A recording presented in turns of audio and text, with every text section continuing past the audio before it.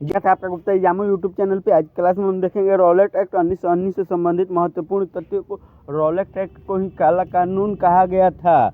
इसमें न वकील, न दलील, न अपील की सुविधा थी। 1918 के नवंबर मास में यूरोप का पहला महायुद्ध समाप्त हो चुका था। जर्मनी और उसके साथियों को पूरी तरह परास्त करके वह पक्ष जीत गया था, जिसका सबसे बड़ा भागीदार ब्रिटेन था। इस जीत ने भारत के वातावरण को बिल्कुल बदल दिया था। युद्ध के दिनों में अंग्रेज शासकों में जो थोड़ा बहुत भी विनय का भाव दिखता था, विजय मिलने के बाद मानो वह भाव भी गायब हो गए। भारतवासियों को लगने लगा था कि अब युद्ध से निश्चित इंग्लैंड भारत को किसी प्रकार के शासन अधिकार देने के उद्यत नहीं होगा। 1919 के प्रारंभ में देश की आर्थिक स्थिति भी बहुत विकट हो रही थी। सरकारी आंकड़ों पर विश्वास करें तो उस समय अनाज के मूल्यों में 93% वृद्धि हो गई थी। मध्यम श्रेणी और गरीब लोगों का जीवन निर्वहन कठिन हो गया। एक और गरीबों की यह दशा थी तो दूसरी तरफ व्यापारी महंगाई का लाभ उठाकर मालामाल हो रहे थे। सरकार ने भी व्यापारियों पर अतिरिक्त लाभ कर लगाकर अथाह धन प्राप्त कर रही थी। इस प्रकार जब 1918 के नवंबर मास में यूरोप का युद्ध समाप्त हुआ, तब भारत देश की प्रत्येक श्रेणी मानो आर्थिक कष्ट के तेज बुखार से तप रही थी। भारतीय प्रजा की बेचैनी नाम मात्र के शासन सुधारों या दमन से शांत न होते देख अंग्रेजी सरकार ने उसे दबाने के उद्देश्य से इंग्लैंड की हाई कोर्ट में जज मिस्टर जस्टिस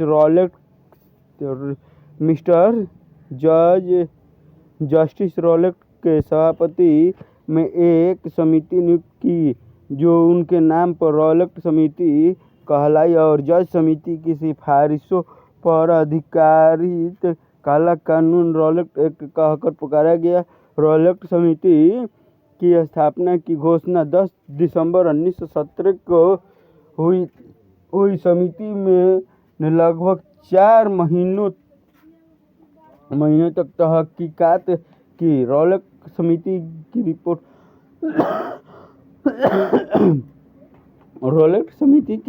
रिपोर्ट में भारत के जोशीले देशभक्तों द्वारा किए गए बड़े और छोटे आतंकपूर्ण कार्यों को बढ़ा चढ़ाकर बड़े उग्र रूप से चित्रित किया गया था। रॉलेट समिति के सभापति ने 15 अप्रैल 1918 के दिन अपनी रिपोर्ट भारत मंत्री की सेवा में उपस्थित और उसी दिन वह भारत में भी प्रकाशित की गई।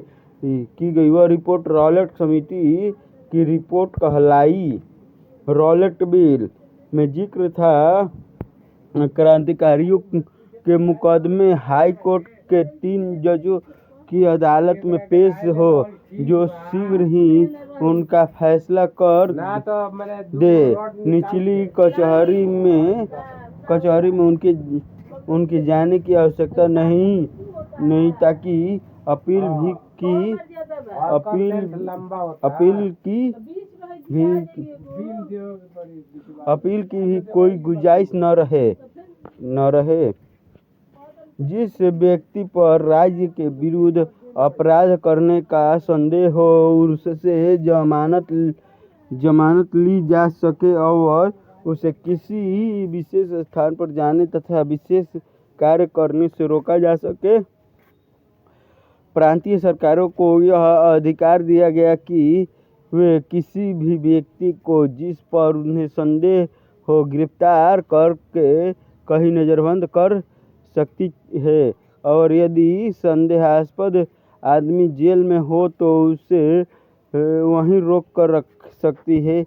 गैर कानूनी सामग्री का प्रकाशन और वितरण करना या करने के लिए अपने पास रखना अपराध होगा।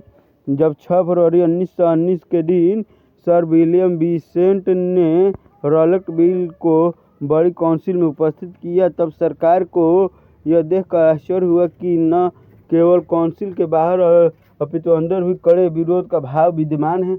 रिपोर्ट के प्रकाशित होने पर देश में बेचैनी पैदा हो गई। रॉलेट बिल के प्रति देश में विरोध का भाव, समाचार पत्रों में रॉलेट रिपोर्ट और उस पर आधारित बिलों का कठोर विरोध किया जा रहा था। फिर भी सरकार ने उसे छोड़ा नहीं।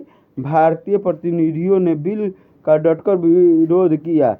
पंडित मदन मोहन मालवीय, श्रीयुत विट्ठल भाई पटेल, मजहरूल हक आदि लोक नेताओं ने सरकार को समझाने का बहुत प्रयास किया, पर सरकार ने उनकी एक न मानी। सरकार ने यह युक्ति दी कि उनका उद्देश्य राजनीतिक आंदोलन को दबाना नहीं, अपितु देश को आतंकवाद से छुड़ाना। देश सरकार की इस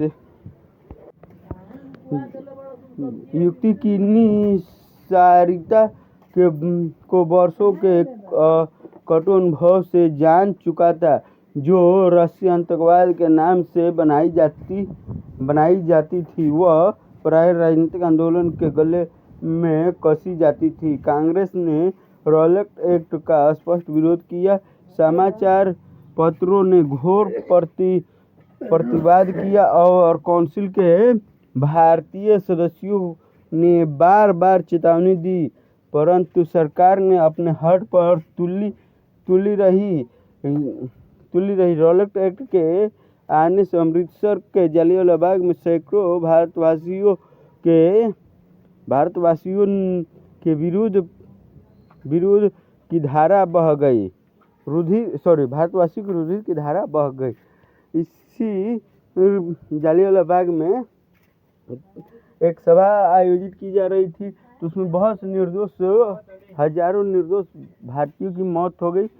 कारण था कि उस समय